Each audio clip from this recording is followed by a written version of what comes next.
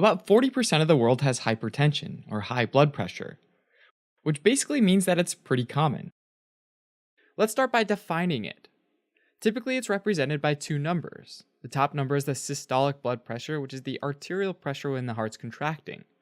And the lower number is the diastolic blood pressure, which is the arterial pressure when the heart's relaxing or refilling.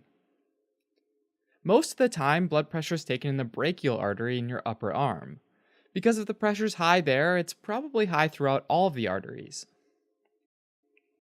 The guidelines for categorizing blood pressure have recently changed to reflect a growing body of evidence that shows even moderately high blood pressures can significantly increase your risk for developing heart disease. Now, normal systolic blood pressure is defined as less than 120 millimeters of mercury, and a normal diastolic pressure is less than 80 millimeters of mercury. Elevated systolic blood pressure is considered between 120 and 129 millimeters of mercury, and less than 80 millimeters of mercury on the diastolic side. Stage 1 hypertension is between 130 and 139 millimeters of mercury on the systolic side, and between 80 and 89 millimeters of mercury on the diastolic side. Stage 2 hypertension is defined as anything that's 140 millimeters of mercury or higher on the systolic side, and 90 millimeters of mercury or higher on the diastolic side. Now, about 90% of the time, hypertension happens without a clearly identifiable underlying reason, and we call this primary hypertension or essential hypertension. In other words, over time, pressure in the arteries starts to silently creep up.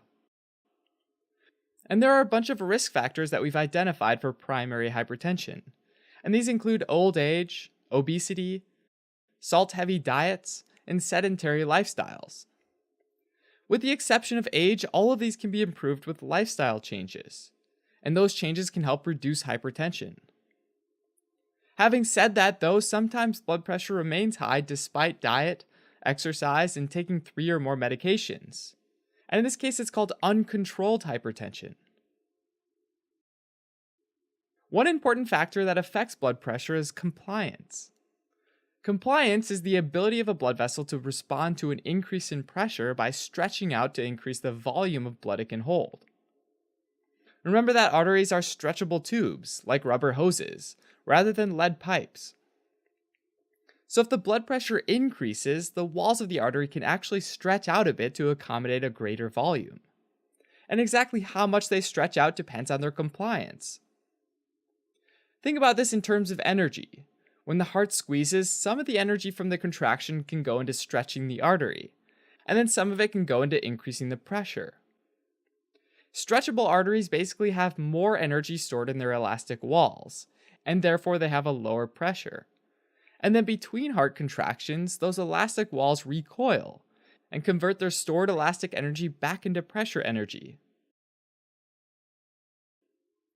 In other words, during heart contraction, the pressure isn't quite as high, and between heart contractions, the pressure doesn't fall quite as low. The pressure basically stays more evened out. And this is called the Windkessel effect. And a good way to visualize it is to imagine water moving through a pump with and without an elastic piece. With the elastic piece, the pressure's lower and the water flows more even. Without the elastic piece, the pressure rises and the flow becomes less even. This ties directly into hypertension because as we age, the arteries stiffen, and they start to act like the water pump without the elastic piece. So as we age, our arteries become stiffer and lose some of their elasticity. This gradual loss of elasticity might be the cause of hypertension in many patients. The ROX coupler is a small implantable device that creates a passage, which is also called an anastomosis, between an artery and a vein in your pelvis. This passageway allows a small amount of blood to flow from the artery to the vein and essentially restores some of the elasticity that comes from stiff vessels. Since the blood in the artery is at a higher pressure than the blood in the vein, most patients will experience an immediate reduction in blood pressure.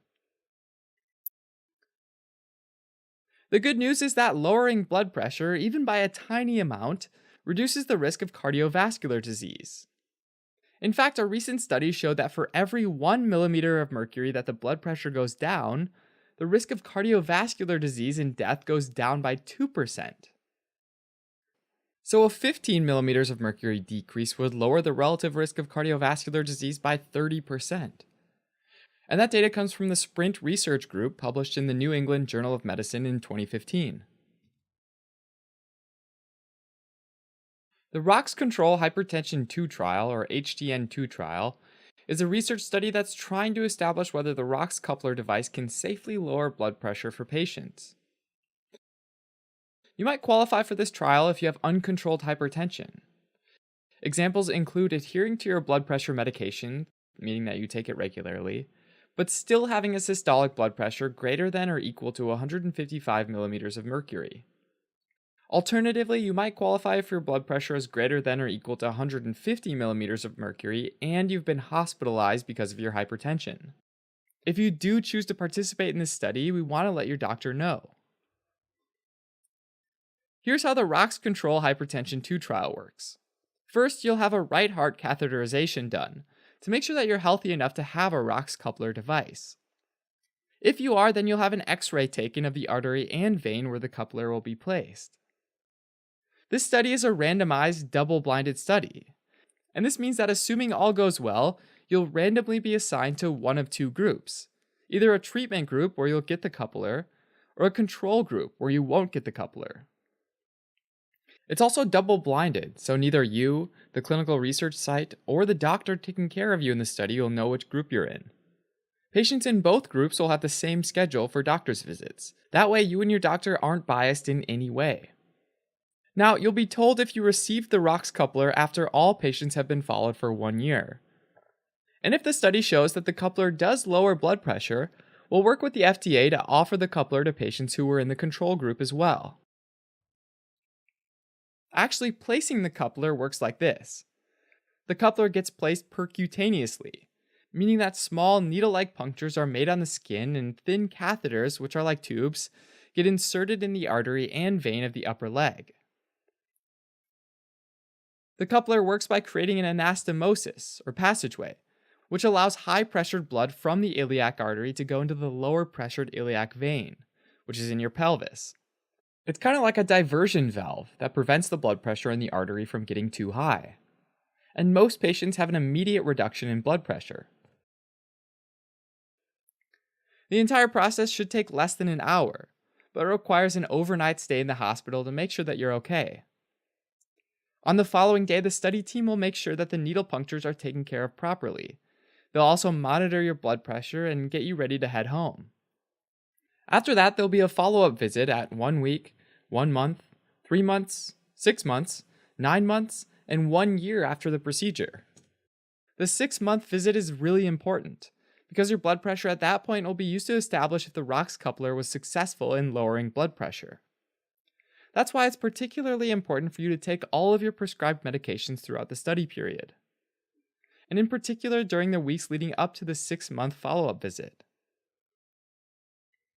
Now, every procedure comes with risks, and placing the coupler is no different. Some specific ones to be aware of are narrowing of the iliac artery and iliac vein, blood clots forming, or serious bleeding. Some of these complications could require another procedure. Once the coupler is placed, it's meant to be permanent, but if need be, it can be reversed with a second procedure that covers up the opening between the iliac artery and the iliac vein, without actually needing to remove the coupler. Alright, as a quick recap, an important cause of hypertension is old age, because over the years arteries stiffen, and this decreases their compliance. To help reduce blood pressure, the ROX coupler device creates an opening between the high-pressured iliac artery and the lower-pressured iliac vein, creating a kind of diversion valve. The ROX Control Hypertension 2 trial is a randomized, double-blinded study that's designed to find out if the coupler is able to reduce blood pressure in all patients.